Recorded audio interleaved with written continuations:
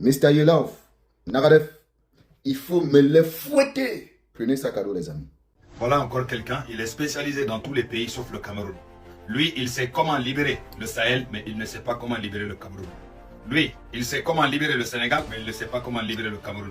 Lui, il voit du néocolonialisme partout au Sénégal, au Sahel, en Côte d'Ivoire, un peu partout, mais jamais il va au Cameroun. C'est bizarre. On dirait dès qu'il se tourne vers le Cameroun, il devient aveugle, tout simplement. Lui, tous les jours, c'est lui qui est en train de parler des présidents des gens. Soit c'est Diomaye, soit c'est Sonko. Si c'est pas Sonko, c'est Diomaye. Si c'est pas Diomaye, c'est Ouattara. Si c'est pas Ouattara, c'est Idriss Déby. Si c'est pas Idriss Déby, tu vois, tout ça, il est spécialisé dans tous ces pays-là, sauf au Cameroun qui est la terre de ses ancêtres. Après, quand on va parler, ils vont nous sortir qu'eux, ils sont dans la libération de l'Afrique. Tu n'as pas pu libérer la terre de tes ancêtres, tu veux libérer l'Afrique. Hein? C'est ça? Quelle expérience tu as pour libérer l'Afrique? Quelqu'un qui a libéré la terre de ses ancêtres, s'il dit je veux libérer l'Afrique, on va le croire. Parce qu'il a déjà prouvé chez lui. Mais toi, tu n'as même pas été capable, tu n'as même pas été foutu de libérer ton pays de 45 ans de dictature. Toi, tu veux libérer l'Afrique. On l'a vu ici en train de dire que lui, il combattait le 3e ou 4e mandat d'Alassane Ouattara, le président Alassane Ouattara plutôt, les gars. Mais comment tu veux combattre le 3e ou 4e mandat du président Alassane Ouattara alors que dans ton pays qui est le Cameroun, vous êtes à 9 mandats. 9 mandats. Mais il n'a pas vu les 9 mandats de vous. Il ne peut pas voir parce que c'est un peureux, c'est un lâche qui fait semblant. Il est en train de monétiser soi-disant le combat panafricain. Ces gens ne sont pas des panafricains tout simplement. Un vrai panafricain n'oserait pas à combattre chez lui, à gagner chez lui. Si ceux-là étaient des vrais panafricains, je vais vous expliquer comment ils auraient eu, quel comportement ils auraient eu plus tôt. Les gars, un vrai panafricain, hein, il aurait combattu chez lui, libéré son pays, prendre le pouvoir au Cameroun et aller aider le Mali, le Burkina, le Niger, le Sénégal et tous les pays que tu veux avec eux.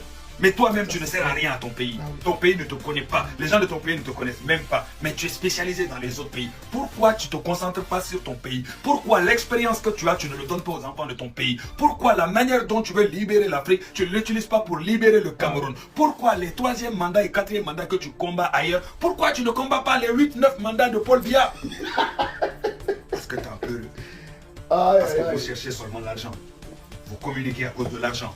Vous communiquez à cause de la notoriété, rien d'autre tout simplement. Vous n'avez aucune expérience dans la libération de l'Afrique, tout simplement. Tout ce que vous savez faire, c'est parler, mettre des décos derrière vous, des livres et puis prendre des symboles africains pour blaguer les gens tout simplement. Quand on l'entend gueuler comme ça, ce petit vieux pygmée là, quand on l'entend gueuler, on a l'impression que c'est un Africain de l'Ouest.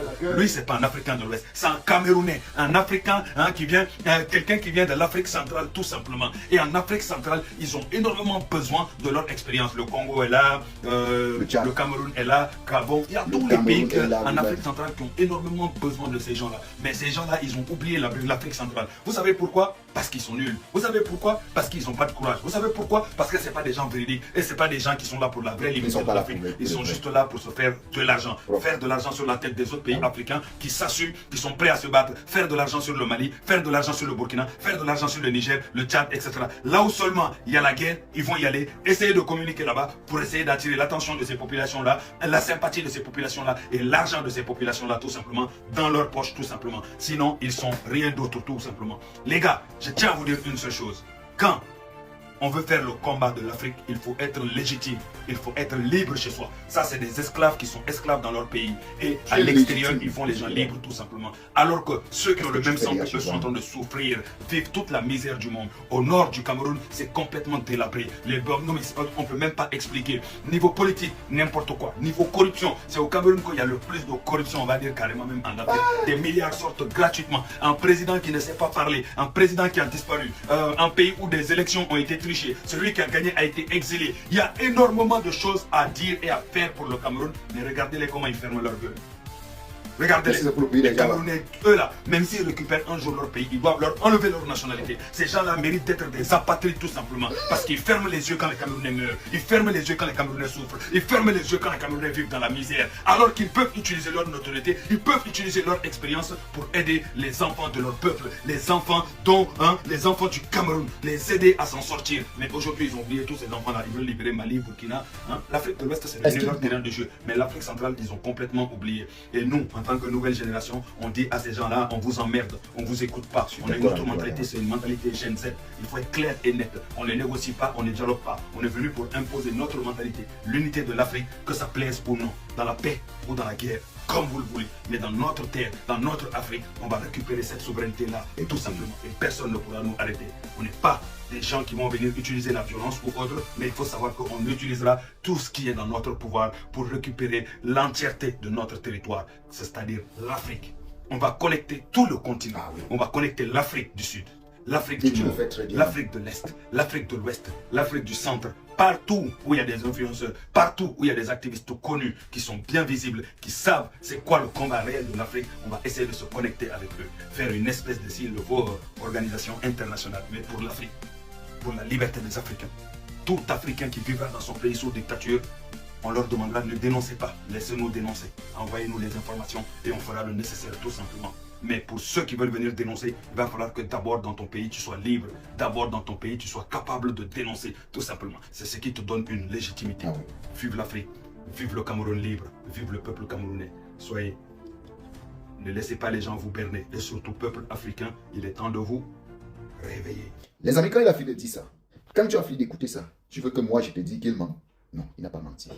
Il n'a juste dit la vérité. Ce que nous pouvons consulter, c'est que le diagnostic, en fait, il a fait le diagnostic, que toi-même tu peux le faire. Beaucoup ne le font pas parce qu'ils n'ont pas le courage de le faire, parce qu'ils n'ont pas la capacité d'expliquer, de décortiquer comme il le faut.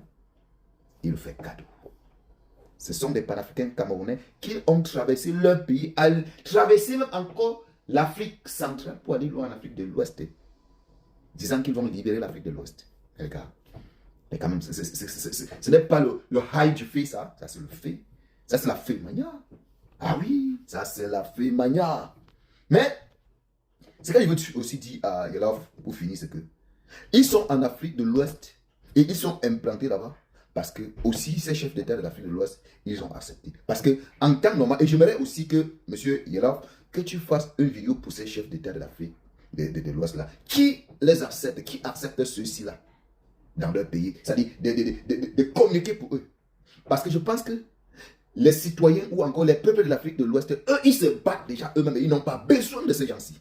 Je répète, l'Afrique de l'Ouest, les pays de l'Afrique de l'Ouest qui se sont libérés, ils ne se sont pas libérés avec l'aide des gens que tu viens de citer, panafricains camerounais. Ils ne se sont pas libérés à cause d'eux. Non. Eux, ils sont venus juste bénéficier du travail, profiter du travail que ces peuples ont pu faire.